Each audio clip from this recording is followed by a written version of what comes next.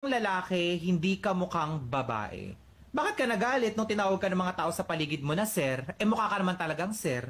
Sa itsura na yan, mapagkakamalan bang ma'am yan, ha? Doon lang ho tayo sa katotohanan.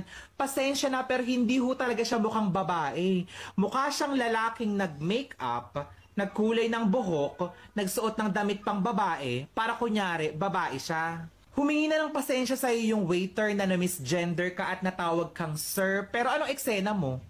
Ganda-gandahan ka na hindi mo tinanggap yung pasensya ng tao. Ang nangyari, napatayo yung tao ng 2 oras dahil sa masyado mong ka-feeling-feelingan. Hindi mo masisisi na matatawag kang sir dahil mukha kang lalaki. Yun ho ang katotohanan. Mukha kang lalaki, hindi ka mukhang babae. Pag tayo nagkita tayong dalawa, hindi kita mapagkakamalang babae, pasensya na. Bakit ka nagagalit?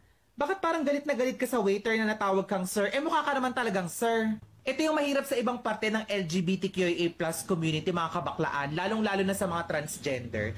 Na alam niyo yun, akala niyo ba masyado silang privileged na porkit nagsuot na sila ng mga damit pambabae, nagpahaba ng buhok, nag-makeup, babae na sila.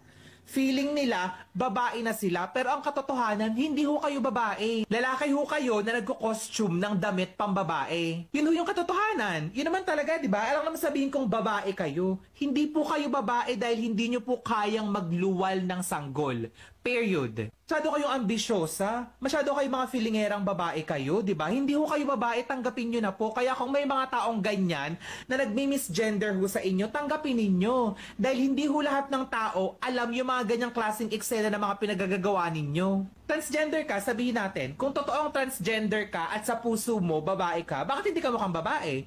Bakit hindi ka nagbibigay ng effort para magmukha kang babae? Bakit hindi ka nagpapapalit ng mga eksena mo, nagpapapayat? Bakit hindi ka magpa-feminine eme-eme ganyan? Hindi ka kumilos, umasta, at magmukhang babae?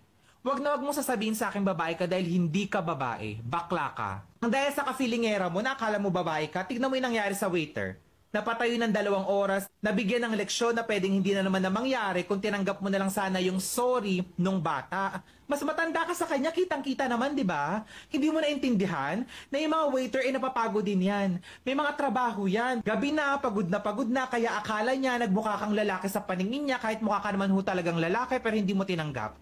Masyado kang privileged, masyado kang pasikat. Yung mga ganitong klaseng bakla, yung inis na inis din ako eh. Na makaasta, akala mo mahamahadera, reyna-reynahan, mukha ka hong lalaki, hindi ka mukhang babae. Kaya huwag mong sasabihin sa akin na transgender women are women.